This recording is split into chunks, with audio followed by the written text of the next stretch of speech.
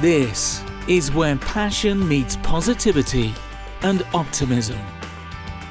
In a world where bad news abounds, You Are Solid Gold with Michele Lau celebrates the good in our lives and the beauty in the hidden gems around us. Welcome to You Are Solid Gold. Here she is, international television host and QVC jewelry expert, Michele Lau. Hello, everybody, and welcome back to You Are Solid Gold with Michele Lau.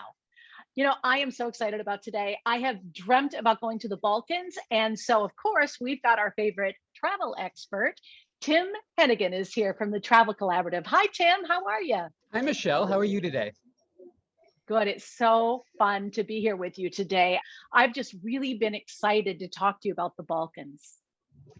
Well, this is, as we head into summer, this is a great summertime destination. So I'm glad that we're talking about this now. Well, the Balkans, or as they're known as the former Yugoslavia in the old days, included Croatia, Serbia, Bosnia-Herzegovina, Montenegro, Slovenia, these different countries. What we're going to talk about today is the Adriatic coastline. So the Istrian Peninsula and Dalmatia heading south. And those have always been for Europeans as summertime, some fun in the sun destination. For many years, a lot of different cultures went through here. You had the Turks, you had the Greeks have been through, the Italians, the Venetians, the Austrians, a lot of cultures went through. And in the 19th century, the coastline became a very popular destination for well-to-do Austrians or Italians up and down the coast.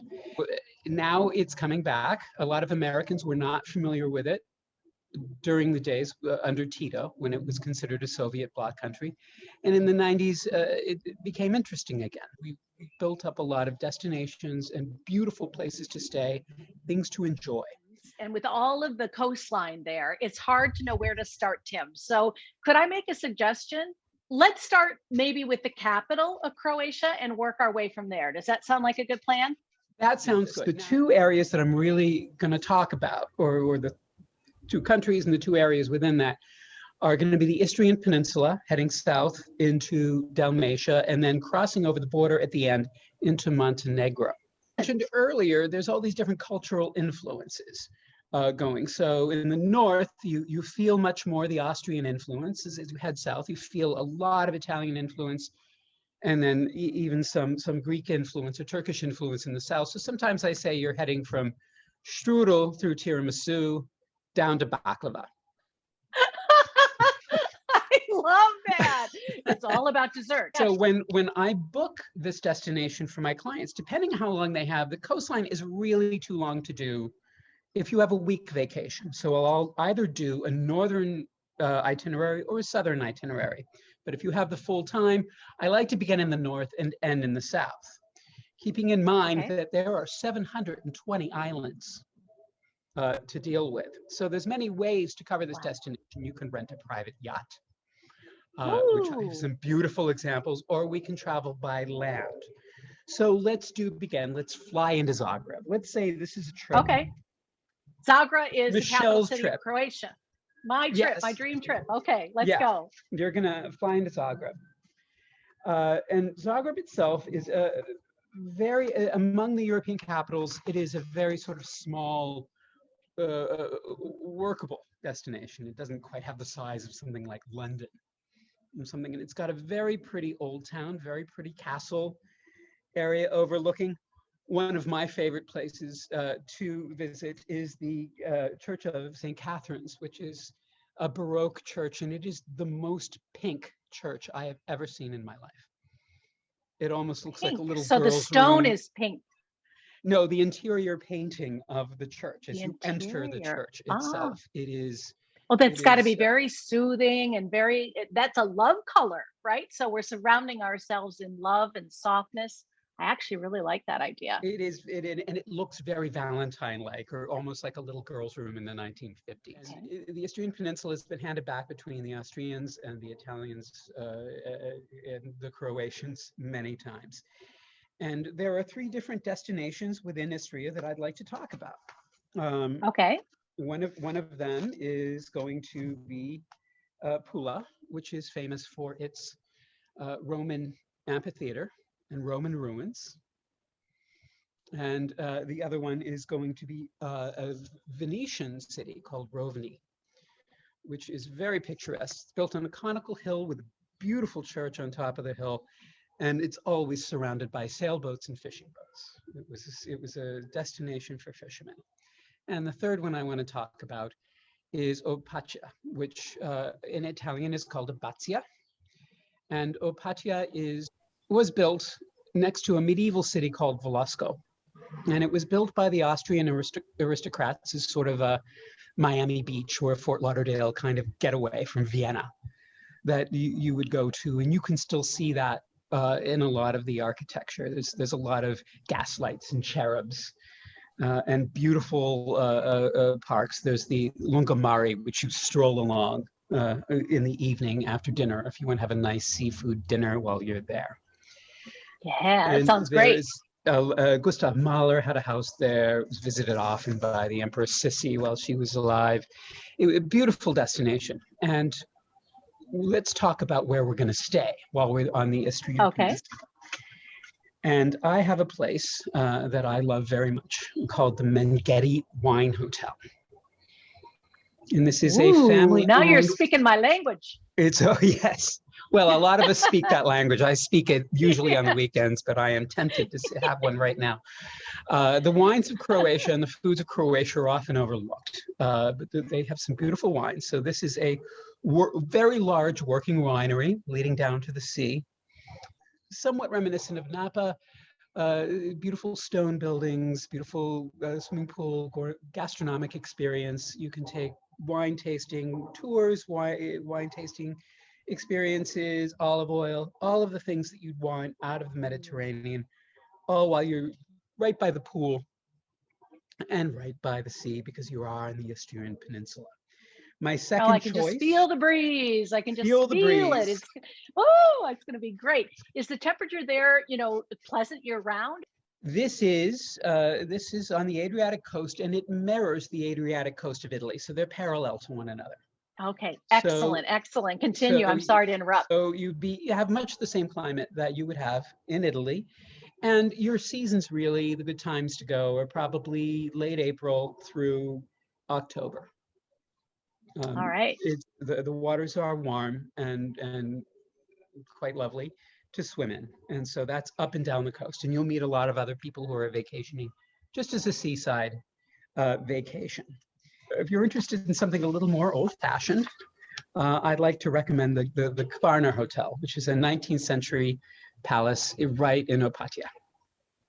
And this will, you want to grab your parasol and your bonnet and stroll on the seaside along the Lungomare, and you almost feel that you might meet Gustav Mahler in the bar. It's very grand spaces, beautiful swimming pool, and you have the lovely city of Opacha all around you. And at night, what I like to do when I'm staying in Opacha is walk along the Lungomare, enjoying the seaside, and come across the medieval town of Velasco, which is a fishing town.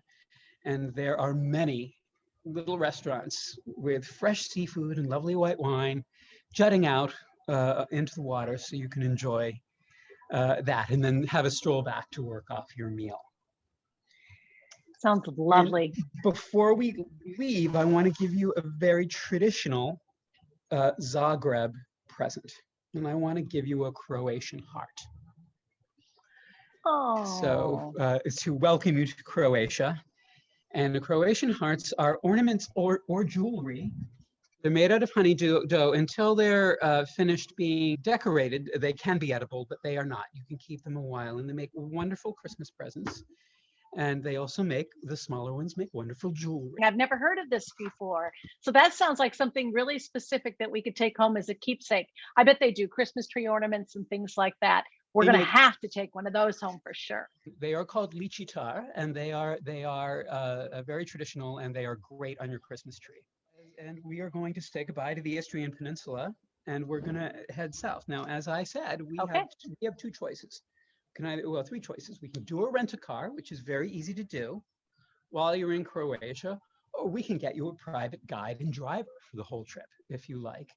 And then the third is to rent a private yacht. And I have a very good yacht supplier. And these are the kind of yachts that you might see on that television show that they have on Bravo about yachting. These include all of your meals. Where they live down under. They have hot tubs who have a full staff, and that allows you to visit a lot of the island.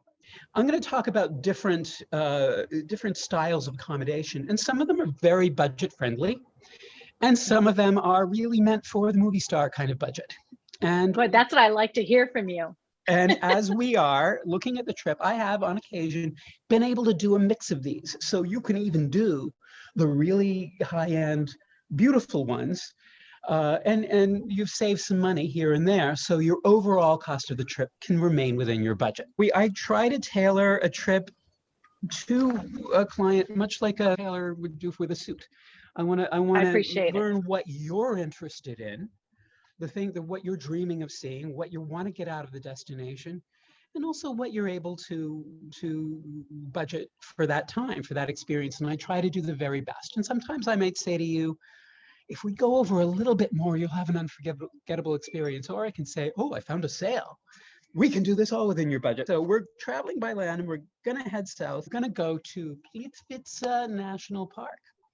There are two national parks that we're going to be going by right here called Plitvice and Korka National Parks. And they have a stunning array of waterfalls and hiking. How romantic. You can go for romantic, and you really are reminded that there's more than old castles and churches and palaces. There's also nature. So they can provide you a lot of hiking. And there is one place that I like to book in Plitvice National Park, and it's called the Fenomen House in Plitvice. And these are different little houses and buildings. You can rent an entire little village or a suite within a main building. And they are made to resemble traditional Croatian country houses. A lot of them have their own kitchens and their own facilities, but they have a lovely restaurant as well. And the park is right outside your door. But I do strongly recommend staying a couple of nights for all of my clients at Fenomen House. And we're going to stop in the town of Zimnek, which is a beautiful, people always think of one thing. They think of Dubrovnik, and Dubrovnik is a beautiful walled medieval city on the Adriatic, but it's not the only one. It's just the most famous one. And Šibenik is also charming and worth a couple of nights. But we're going to leave the land for a bit, and we're going to take a day cruise, which you can do for many of the islands. And we're going to go to Zlaren, because I'm with Michele. I want to go to Zlaren, and I want to visit Zlarinka jewelry. In Croatia, for centuries and centuries, they have been harvesting coral. And I know coral. Ooh, I love coral. Yes. And it's this beautiful pinkish red coral that they're harvesting. And they hand make jewelry for you, and they also have a workshop that you can see what they're doing and see how it's made. They've had a very long relationship with the jewelry over the years. They're having to dive deeper for the coral now than they used to in the Middle Ages. It used to be readily available. But you'll find this up and down the coast of Croatia. This is something that's been very popular for a long time. Zlaren is part of the Kornati Islands, we have a beautiful day trip that can be done only out of Šibenik. So as you're heading south, so you park the car, you enjoy that, and then you come back and you continue heading south to the ancient city of Split. Split did not begin its life as a city. Split began its life as a palace. It was a palace belonging to the Roman Emperor Diocletian. He built it as his retirement villa. He was retired. He was getting on in life, and as Roman emperors often did, he passed away. Spent his whole life probably building this palace, and then only had 4 years. But after the fall of Rome, different populations moved in, and the city grew inside of and around Diocletian's palace, which is now called Split. So we're gonna check in. Again, I'm gonna give you 3 options depending on your taste and budget. My favorite one is a medieval building called the Judita Palace, which is connected to the walls of the old palace and right in the center of the city. The interiors are very respectful of the history of the place, and it almost feels like a museum, as many of these places do. The other place that you might want to consider is the exact opposite, and it is called the Hotel Brig, and it is space age modern. It is a very futuristic looking, fascinating design with a rooftop pool and big wide open spaces with lovely plate glass views that provide you looking from the very new to the very old and out over the sea. So that's another great choice. So it's one of those types of places where you feel like you're right on the water, like you're really immersed in nature. The city of Split is right on the water. And the third one is slightly out of town, in the town of Troggier. And it is called the Little Brown Hotel in Troggier. And it's a small beachside, poolside resort for fun in the sun. The other thing that we're going to have to start mentioning is the all-encompassing, ever so famous Game of Thrones. Yes, Were you yes. a Game of Thrones Love fan? that show. Oh my gosh, yes. I am the mother of doggies after watching that show. Yeah. I am the father of cats after watching that show as well. One of my favorite things, if you're a big traveler or a travel agent and you see that show, one of the big things, I know what that is. That's in Ireland. That's in Iceland. And a lot of it was filmed in Croatia. I bet you watched it in a completely different way. It really would pull me out of the moment show. because I'd be like, I've been there. Dubrovnik, as we're heading south, played the part of King's Landing. And outside of Split, there is the Klis Fortress, which was the city of Marie, slaver's city that the mother of dragons freed at one point. So it's impossible to separate Game of Thrones from Croatia. They're filming the prequel now. Oh, really? How fun. So they're very I can't wait about that. This might be a good time to go, actually, and to see Croatia, to see the area before that happens and gets really populated. Right? And then you feel really in the know. Now, since we're talking about Croatia as a seaside destination, I do a lot of honeymoons in Europe, and so one party wants the Caribbean, one party wants romantic Europe, and Croatia is a way to combine all of that. Over here on this side of the Atlantic, we enjoy really beautiful beaches. So we have the Caribbean, we have Florida, we have the national seashore, Cape Cod here in Massachusetts, and we're used to what a beach is. A lot of European beaches tend to be a bit rockier, but there are places in Croatia that are exceptions to that rule. You have to remember that coastline of Croatia basically is the Dinaric Alps tumbling directly into the sea. They don't stop. You've got mountains right into the sea, so a lot of it is rocky outcropping that you swim in. Great destination for divers as well, because there's a lot of stuff that's been left under the water over the centuries that's very interesting for divers. That's a very, very good tip. There is, in fact, a diving park off of that where they have some shipwrecks where very serious divers can go and enjoy that. It's also a good place to learn to dive. We're leaving off in the city of Split. And as we do that, this is where I ask my clients to forget about their car. They drop off the car, or if they have a private driver, the driver will continue on without them, because this is where we're going to head south by catamaran or ferry. Now, while we're in Split, there is one island that is close enough to Split that you can do as a day tour, and that's the island of Brač, which has a very beautiful medieval center. It also has the Petronović family mausoleum on Brač, which is very famous among sculpture fans. It's a late 19th, early 20th century mausoleum, and it's an extensive sculpture park, and it's worth a visit. And in fact, at one point when I was there, I actually met one of the Petronovićes, who was sitting out with all of his dogs in the middle of the mausoleum. And we got to talking. He asked where I was from, and I told him Boston, and he said, "Oh, I went to MIT." So there was a connection there as well. So we're going to leave Split, and we're going to get on a catamaran, and we're going to have a choice. What I like to do with my clients is there are two of the most famous of the 720 islands off of Croatia, two of the most famous and visited as we're heading toward Split. And I usually have a client choose one of them. And one is called Hvar, and the other is called Korčula.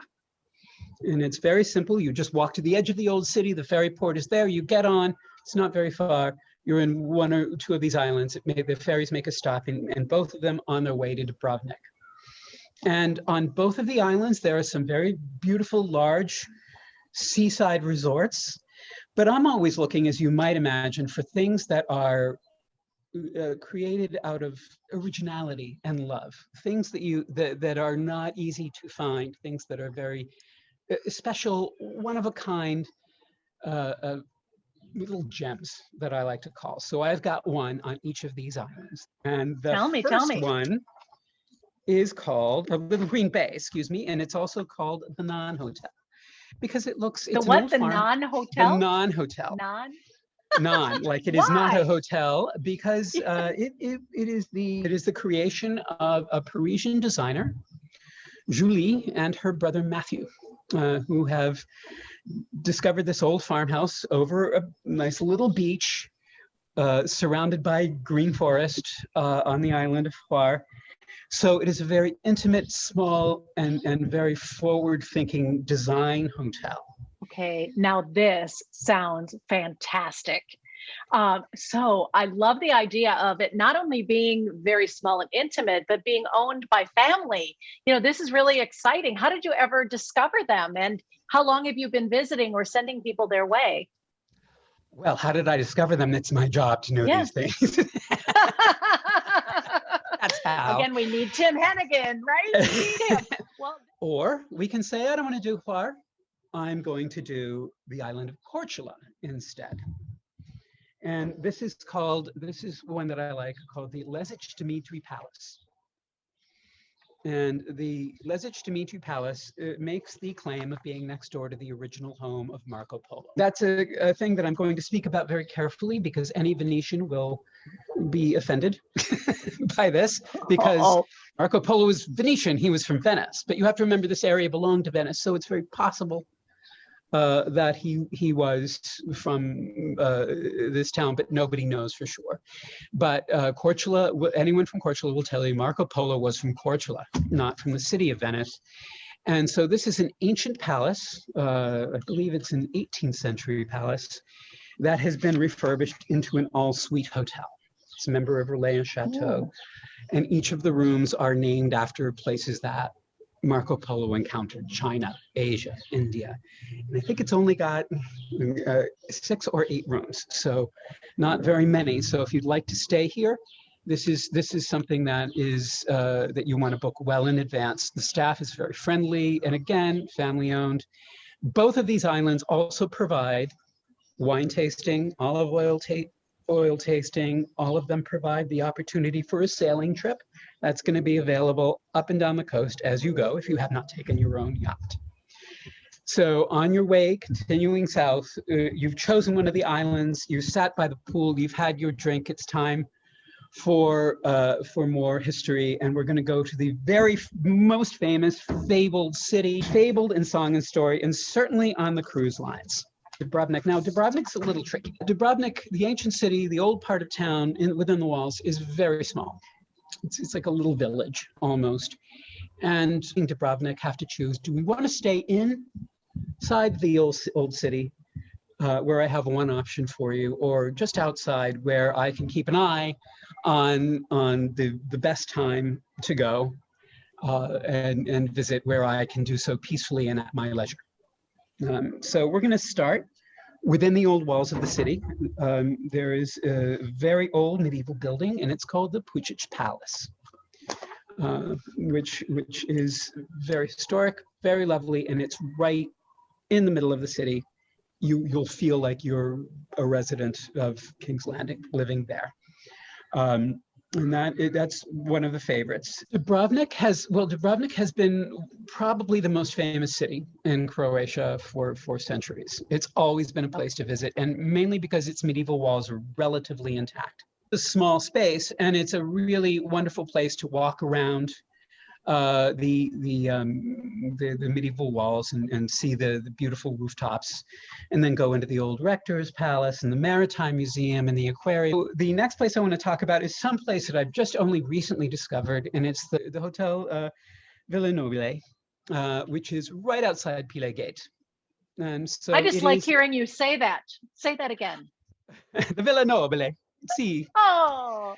So I'm hoping my pronunciation of a lot of these things is not that great, but I I don't know. It sounds great to me. It's getting me all excited to go to Croatia. Well, I'm going to show this to my Croatian friends, and I'm sure they'll have notes. but Hello, Croatian friends.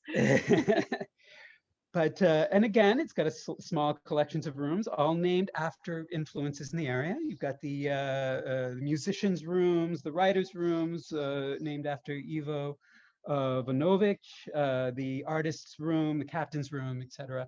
And again, what I like about this place is it's set amid these really green, leafy gardens with palm trees, and it's right outside. So if the city is too much for you, you can just escape right into the gardens and have a lovely glass of something and wait until it's a little more quiet to go back into town.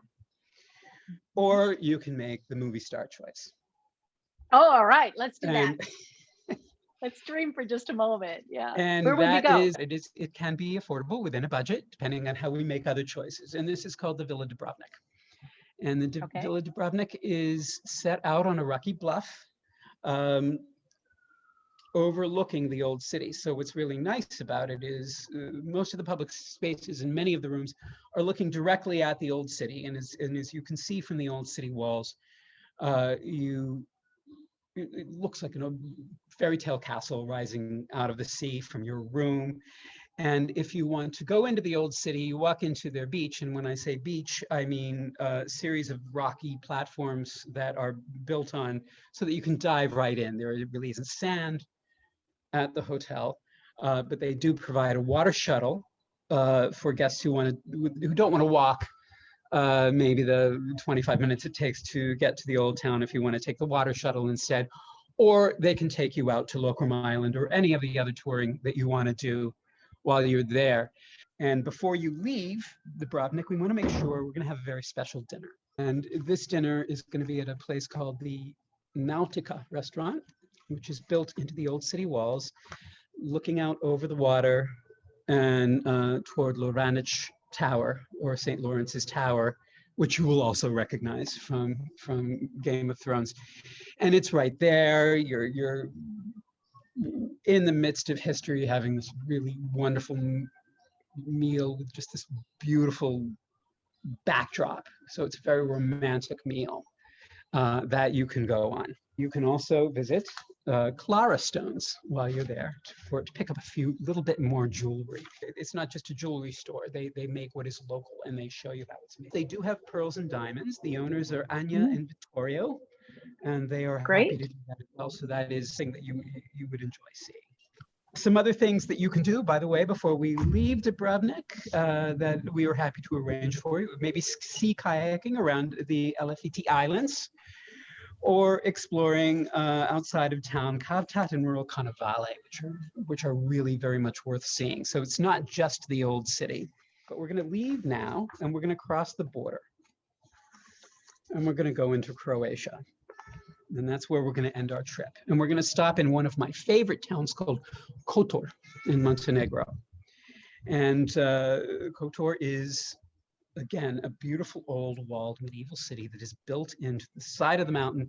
And the other thing about Kotor is it was believed to have been saved by cats. That is the legend. The sailors were coming back home during one of their wars, and the cats saved the city from the attacks of the rats and other things that were invading the city. So cats are very important in Kotor, and it's a bit overrun. There is a cat museum, which is owned by an opened by an Italian countess, Francesca di Monreale Mantica. And there's also Kotor Kitties, which is an organization, if you wanted to donate to, that takes care of the street cats of Kotor.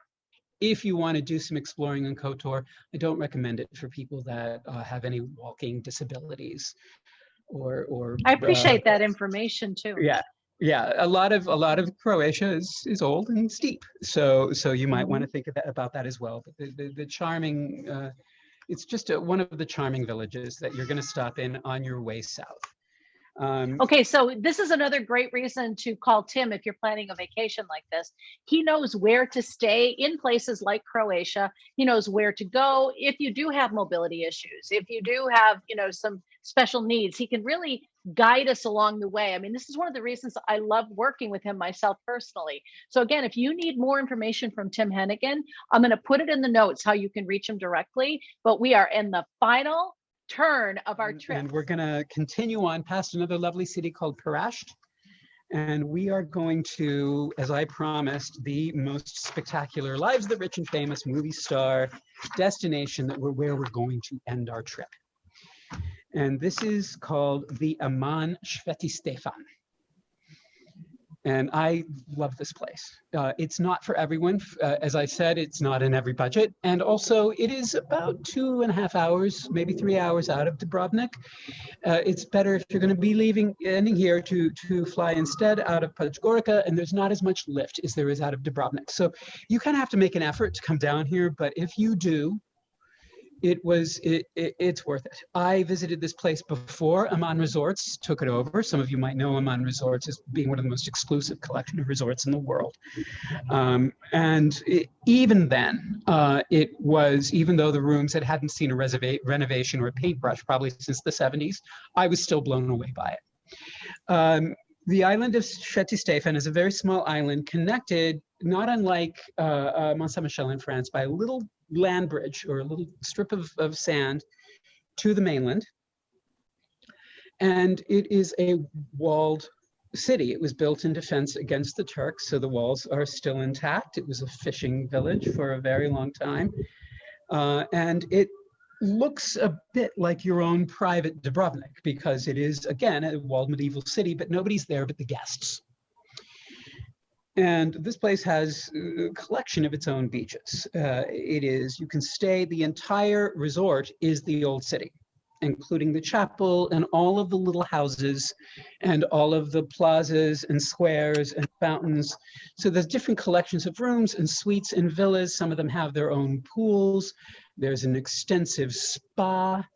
There's a lot of activities that they can arrange for you, and you can choose. You can stay within the village itself, out on the rocky outcropping, which means you have to walk out and then across the land bridge to get to one of the beaches, and these are sandy beaches there. Or you can stay at Villa Milosar, which is also on the property. And that also has a couple of suites. And that was a private residence originally built for the Queen of Yugoslavia. Oh, so fancy. So you can really feel just like royalty. This one is very special and unique, and a bit of history that you're living in while you're there, right there on the Bay of Kotor and the surrounding mountains, which provide you all of the different activities that you might want to have. You can get an incredible spa treatment. You can enjoy the Bay of Kotor and visit the surrounding villages, which are just as beautiful. And so you can end your trip on a beautiful high note. Oh, I love this. This whole itinerary sounds fantastic. I just can't wait to see what you come up with next. Tim, you are really solid gold. You have become my partner in crime here on these travel segments, and I just can't thank you enough. I mean, I go there in my mind every time we talk. So if people want to reach you, I will put your contact information in the notes. And until next time, my friend, you stay safe. I'm counting on you now. You truly are solid gold. Hi, Michelle. Thank you for joining us on You Are Solid Gold. We hope that you enjoyed it as much as we enjoyed bringing it to you. Would you please subscribe, like, and share this episode? If you know of a person, place, or thing that is a hidden gem that we should feature on Solid Gold with Michele Lau, please submit it for consideration at hello@youaresolidgold.com. Now, get out there and shine.